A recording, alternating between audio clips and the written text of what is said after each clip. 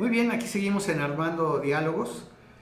Tocayo, pues una elección que yo creo que emocionalmente, porque además de la política no es solamente un asunto De de razón, razón. sino de emoción, de ideologías, de posicionamientos.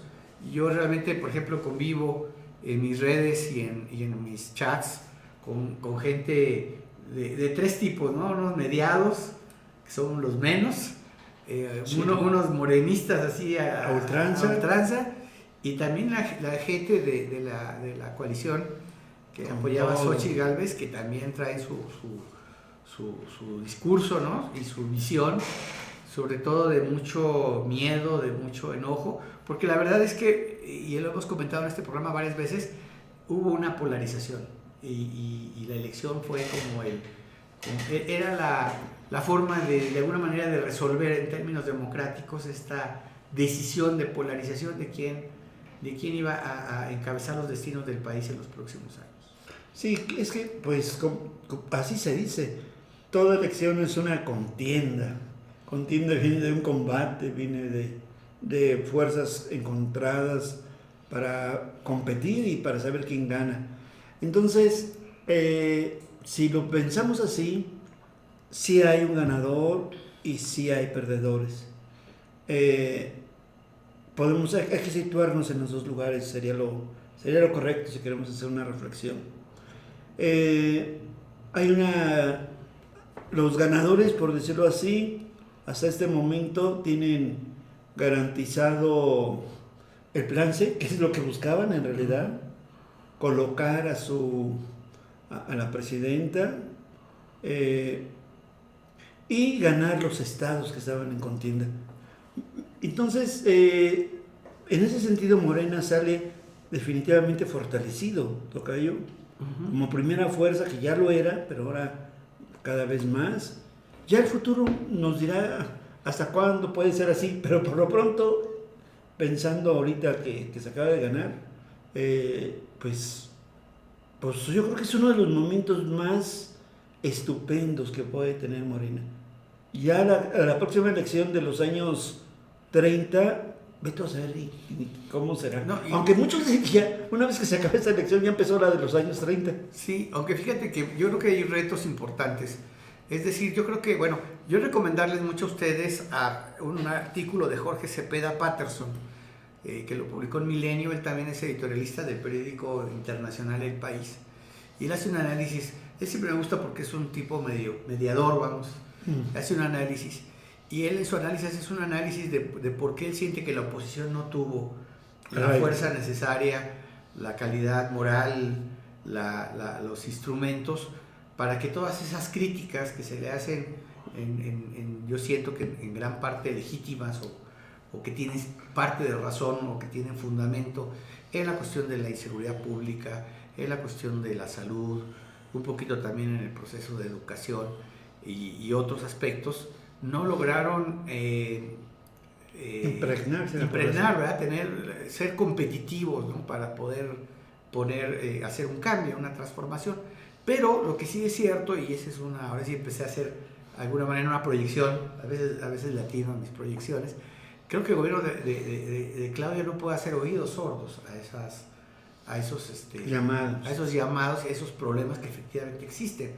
Porque efectivamente dicen muchos, es que los programas sociales y los derechos sociales que ya se establecieron en la Constitución, algunos de ellos de apoyo a la gente, de menos recursos, el asunto del salario mínimo y demás, pues son los que le permitieron crear una base social de apoyo donde el Estado mexicano, y eso también necesita la oposición entenderlo, es que la mayor parte de los mexicanos son pobres o son trabajadores o viven en condiciones complicadas, ¿no? Sí. De hecho, las encuestas dicen eso, o sea, quienes más votaron mayoritariamente por Andrés Manuel López Obrador, efectivamente la gente que no acabó la primaria. Y en el sector de educación superior estuvo campechaneado, mita, ¿verdad? La votación. Pero ese sector del que hablamos, que es el sector de gente pobre, de gente trabajadora y demás, pues es el mayoritario en este país, porque vivimos en un país desigual, ¿verdad? Con mucha pobreza, con mucha necesidad. Desigual. Y también, obviamente, los sectores, sobre todo de edad avanzada, de de sectores trabajadores, pues también votaron en su mayoría por Claudia. Entonces, tienen ellos que hacer esa comprensión.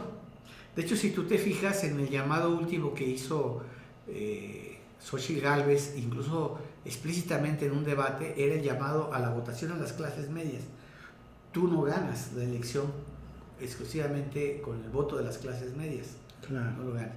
También hay que decirlo que el rango de mayores ingresos del país, la élite económica, pues votó en mayoría por Xochitl Gálvez, pero pues en una sociedad desigual, es una franja muy pequeña, entonces en términos de democracia. Y entonces la democracia se construye con que el voto del hombre más rico de México vale igual que la persona más humilde, y nos enfrentamos a esa circunstancia. Y en ese sentido, bueno, pues toda la política, toda la democracia toda la oposición tiene que atender a ese sector de la sociedad, ¿verdad? Sí. Y poderle hablar, no denigrarlo. Ahorita, por ejemplo, ha habido algunos llamados ahí de que ya no hay que darle propina a los meseros, o vamos a dejar de apoyar a la gente de los desastres naturales, etcétera, porque la gente humilde votó por un tono de venganza, Obrador, ¿verdad? Como un tono de venganza clasista, ¿verdad? Entonces, no va por ahí. Pero sí comprender que México es así, ¿no? Ese es el México que tenemos.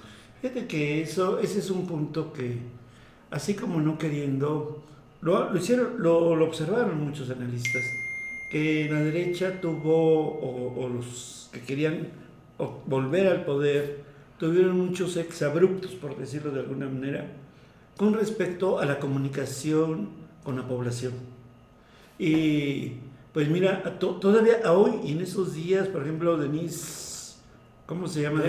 Mercer, decía, no comprendo a los mexicanos, casi diciendo tan ignorantes que votaron por un cacique o por un hombre autoritario, por un dictador. Sí, entonces, por ejemplo, hay un texto que se llama... Nosotros que los liberamos de las cadenas entonces, del sistema autoritario. Así como no queriendo, para muchos, pues así se usaron muchos términos como chairos, patas rajadas, ignorantes, ¿cómo era posible? Hay una mujer que dice, estuve por Francia, estuve por España, y todos decían, López Obrador, qué fraude, qué mentira. Y uno dice, bueno, es que estás viviendo una burbuja, mi reina, porque estás ante una población que te va a dar esa información, obviamente. Pero no estás al interior de una fábrica o en una colonia popular que puedes tener otra perspectiva de la democracia.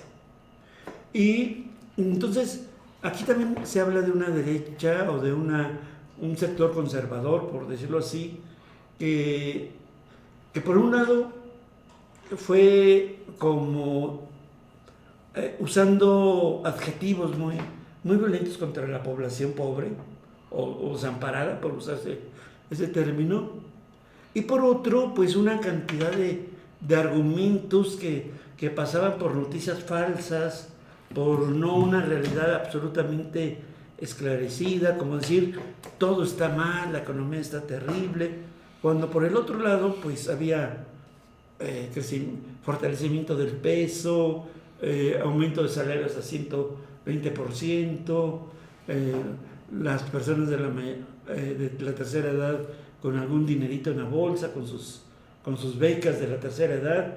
Entonces, algunos analistas dicen que no pudieron entablar un puente desde su perspectiva para atraer a la población.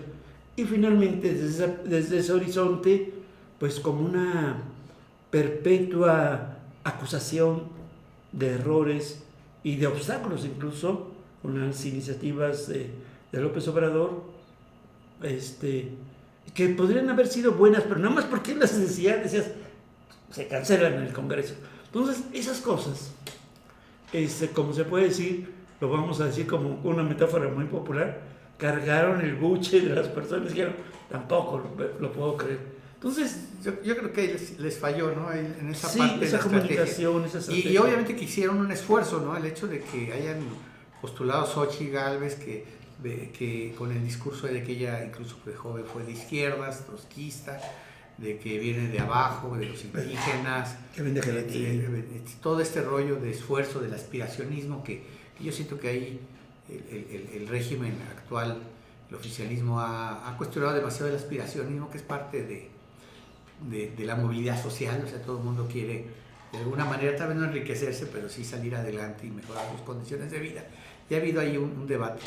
Fíjate que alguna vez cuando estaba aquí el gobernador Jorge Herrera Caldera, sus asesores y su élite de comunicación invitaron a Roy Campos de Consulta Mitofsky y lo invitaron a dar una plática además de cómo estaba el país y cuáles eran las tendencias del país, porque las encuestas te permiten ir midiendo. Claro. No sé. Y luego, como que él no estaba muy a gusto, yo comí esa vez con él, tuve el privilegio de comer con él, junto con otras 2 o 3 personas, y porque él no quiso comer con ellos, y luego saludé a Roy Campos, por cierto, en una plática que le dio un curso, y entonces Roy Campos les dijo, bueno, nada más por ahí, por ponerlos a pensar, ¿verdad? Les dije, a ver, según las encuestas, ¿quién es el más importante líder social de este país? Y que sus tendencias es a, ¿cómo se llama? No, no supieron, dijeron nombres, pero no supieron. Dijo, Andrés Manuel López Obrador. O sea, Andrés Manuel López Obrador está punteando. Poco a poquito ahí con su trabajo de que visitó los 2000 municipios y que anda aquí y que nunca se rindió. Y que precisamente por sus ataques, el desafuero, lo que pasó en 2006 también, pues él construyó su discurso de confrontación, de polarización. Claro. Que finalmente, que yo se lo he cuestionado, yo creo que no, a mí no se me hacía tan correcto que polarizara tanto, pero finalmente en términos ya de política práctica y de pragmatismo, pues le resultó. Bastante. O sea, finalmente esa polarización hizo que la gente entendiera quiénes era un bando y quién era otro bando, ¿no? Y en ese sentido, bueno, lo ha hecho. Y hablando de eso, y con eso cierro mi intervención, creo que se me hizo bueno el discurso de Claudia Sheinbaum cuando toma posesión, porque de alguna manera habla de acabar con esa polarización. Dice que ella va a gobernar para todos, que no va a promover un gobierno autoritario, que esperemos que así sea, porque hay miedo en un sector de la sociedad a que se avance a un autoritarismo, y que no va a haber represión, que va a haber libertades, etcétera, ¿no? Creo que esa es una cosa, ese es un discurso que esperemos que se vea en la práctica, que esperemos que distienda, porque tampoco al país le conviene estar con tanta atención y confrontado, porque tenemos que salir adelante, ¿verdad? Fíjate que de eso me gustaría platicar en el siguiente bloque, aunque sea una pequeña porción. ¿Cómo no? Tenemos todavía otro espacio para seguir haciendo reflexiones, que obviamente pues la reflexión que usted haga en su casa será la mejor. Nosotros aquí solamente contribuimos con algunos puntos de vista para lo que pues seguramente será su posición y por quien usted habrá votado y habrá de defender sus puntos de vista. Regresamos ahorita en Armando Diálogos. Muchas gracias.